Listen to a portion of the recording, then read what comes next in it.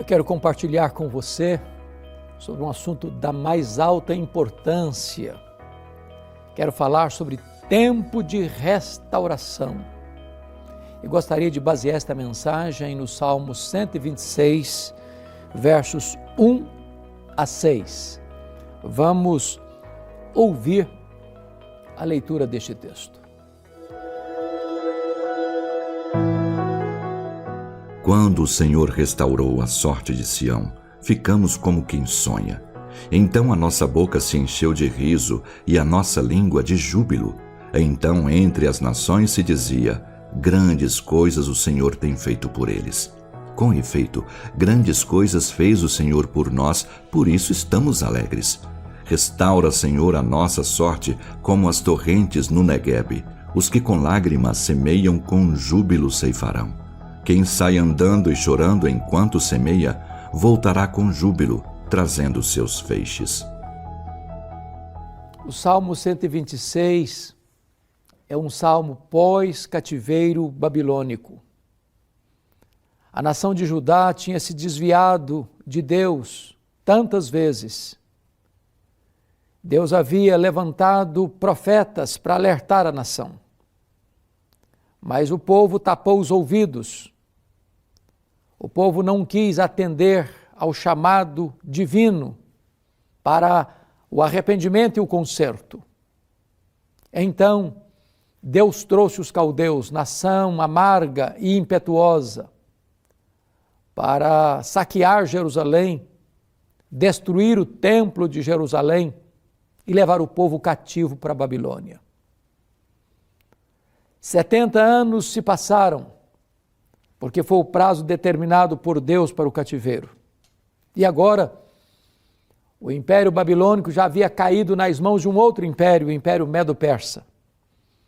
E por providência divina, para cumprir a profecia bíblica, o povo retorna para Jerusalém para reconstruir a cidade, reconstruir os muros e restaurar, reconstruir o templo, ou melhor até, construir um novo templo e restaurar a vida espiritual do povo.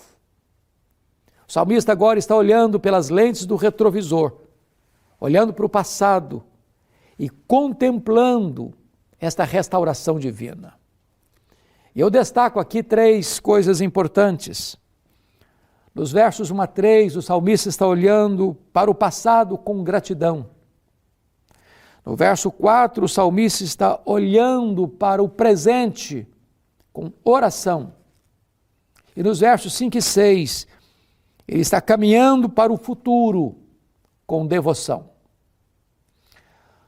O texto começa com esta leitura das reminiscências, das lembranças, a visão do retrovisor, para dizer, quando o Senhor restaurou a sorte de Sião, ficamos como quem sonha. Então a nossa boca se encheu de riso, nossa língua de júbilo.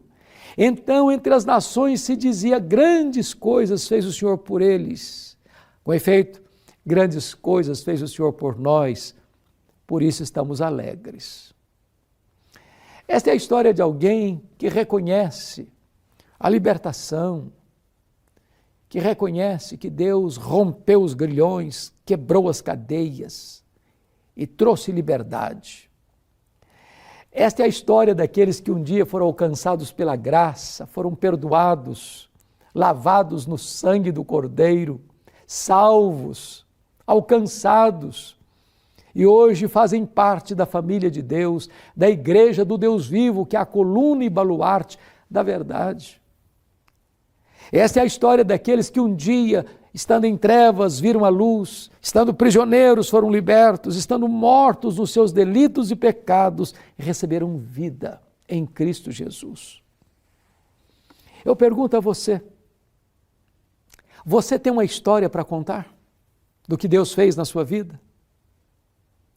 De como seus olhos foram abertos? De como você viu os grilhões do pecado sendo rompidos na sua vida? Você tem essa história para contar de como você estava na casa do valente, na potestade de Satanás, no império das trevas, e você foi resgatado de lá como um forte e poderoso? Pois esta é a história que este salmista está tratando aqui, olhando para o passado e vendo a poderosa intervenção libertadora de Deus na história do seu povo. Mas agora, no verso 4, ele pousa os olhos no presente. E a crise está lá, porque o povo voltou para Jerusalém, mas a cidade estava cheia de escombros. Os muros quebrados, as portas queimadas, o templo arrasado. Os que ficaram estavam em grande miséria e pobreza, esquecidos, abandonados, cercados de inimigos que não tinham qualquer interesse na reconstrução da cidade e na construção do templo. Eles estão lá na cidade santa, na cidade de Jerusalém, mas a cidade está em ruínas. O povo pobre e desanimado. E então ele ora no verso 4 assim: restaura, Senhor, a nossa sorte, como as torrentes do Neguebe. E esse versículo enseja-nos algumas lições. Primeira, as vitórias do passado não são garantias de vitória no presente. Ontem você tinha uma história linda para contar, mas às vezes o tempo passou, a crise chegou, a dor lateja em seu corpo, os inimigos à sua volta rangem os dentes. A situação é adversa, a pobreza, a opressão, a abandono, a esquecimento, ao opróbrio. Ontem talvez você foi um crente vivo, alegre, entusiasmado, cheio do Espírito Santo. Quem sabe hoje você está desanimado, a pandemia chegou, você nem saiu de casa ainda, não voltou para a igreja, está achando que nem voltará mais, você está completamente apático. Está na hora de você sacudir a poeira, de você se levantar, de você se recompor, de você botar o pé na estrada e caminhar vitoriosamente. Segundo lugar, quando a crise chega, ela não deve ser motivo de desespero, mas de oração. Por isso o salmista diz: restaura, Senhor, a nossa sorte, como as torrentes do Neguebe. Eu quero dizer a você que os grandes avivamentos nasceram do ventre da crise. É quando o cenário fica cinzento, é quando a situação parece que foge ao nosso controle, quando os recursos humanos se esgotam e as provisões da terra se escasseiam e tudo que você confiava parece que desidrata diante de você, é que você pode recorrer à oração, sabendo que a oração une a fraqueza humana à onipotência divina e conecta o altar da terra com o trono do céu. Terceiro, quando a crise bate à nossa porta, quando o ambiente se torna hostil, você precisa compreender que só Deus pode restaurar a sua sorte. Restaura, Senhor. É Deus quem restaura. Você não se recompõe estribado na sua própria força. Você não tem recursos suficientes para se pôr e se manter de pé em você mesmo. O Evangelho não é autoajuda, é a ajuda do alto. A força não emana de dentro de você, não. Vem do alto, vem de cima, vem de Deus para recompor você e pôr você de pé. Mas ainda, note você que na hora da crise, é hora de você clamar a Deus. Restaura, Senhor. Restaura, Senhor. Sabe o que significa isso? Deus é poderoso para pegar os cacos e fazer um vaso novo. Deus é poderoso para suscitar da fraqueza força. Deus é poderoso para pegar você prostrado, caído, sem recursos, desanimado, abalado e abatido e cercado por inimigos poderosos e fazer você triunfar. Não jogue a toalha, não desanime, não retroceda. Põe os seus olhos em Deus e clame agora por um tempo de restauração.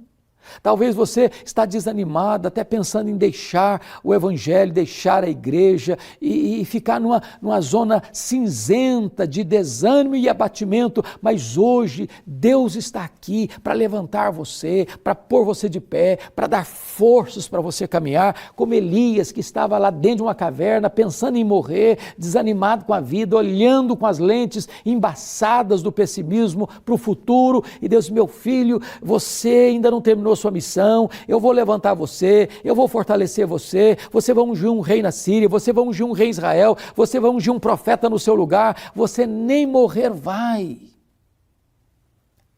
Encoraje-se, porque Deus é poderoso para reverter essa situação na sua história. Mas em quinto lugar, note comigo que o salmista está pedindo um milagre extraordinário. Porque diz, restaura, Senhor, a nossa sorte com as torrentes do Neguebe. Acho que você conhece bem a geografia bíblica e sabe que o Neguebe é o maior deserto da Judéia. Lugar de montanhas escarpadas, de vales profundos, de rochas, de areias escaldantes. Um deserto inóspito, perigoso. Mas ali acontece um fenômeno. No período das chuvas invernais, de repente você está caminhando, e eu já vi essa experiência lá, já vi esse fenômeno lá, e você está caminhando pelas montanhas escarpadas, e de repente você vê enxurradas descendo montanhas abaixo, rasgando as entranhas do deserto, e onde estas águas passam, tudo volta a florescer. Ali se cria um oásis, e a vida pulsa naquele ambiente.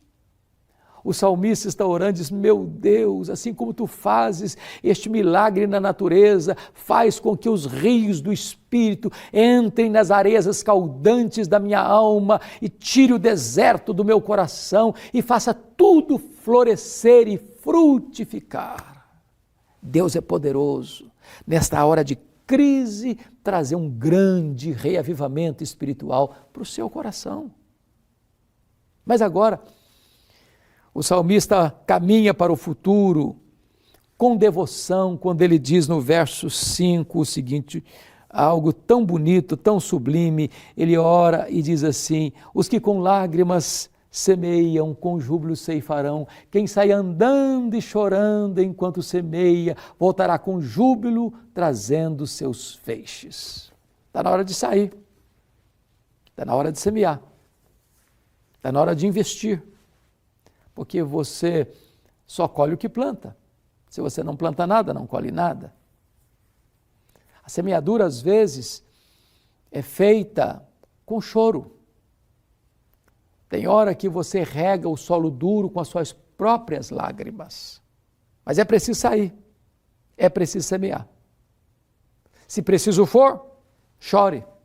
Se preciso for, regue a terra dura, cáustica, com as suas lágrimas. Com a promessa de que você voltará com júbilo, não de mãos vazias, mas trazendo os seus feixes. O futuro está nas mãos de Deus. Não aposte no fracasso, não aposte na derrota, não escute a voz dos pessimistas, não escute os arautos do caos, não escute os embaixadores da incredulidade. Saia, semeie, semeie. Semeie a palavra de Deus, semeie bondade, semeie amizade, semeie amor, semeie...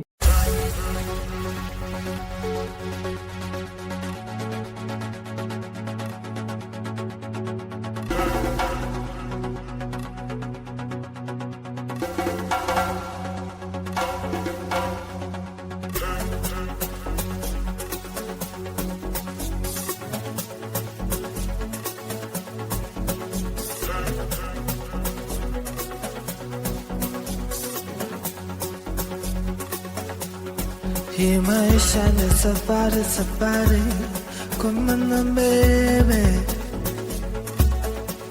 usimtamani mwingine mrembo kumana mbele, nikaribie nikuonjeshe sukari kumana mbele,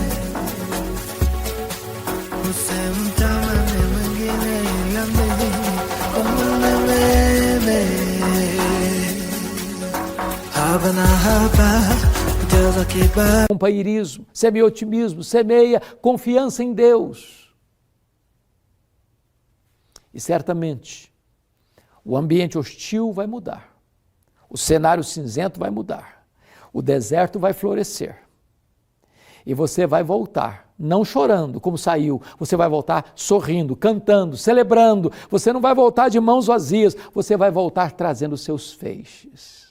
Porque Deus é poderoso para mudar a sua sorte, a minha sorte, a nossa sorte. Deus é poderoso para mudar a sua casa, o seu casamento, a sua família. Deus é poderoso para interferir soberanamente na sua história e fazer tudo novo para a glória do seu próprio nome.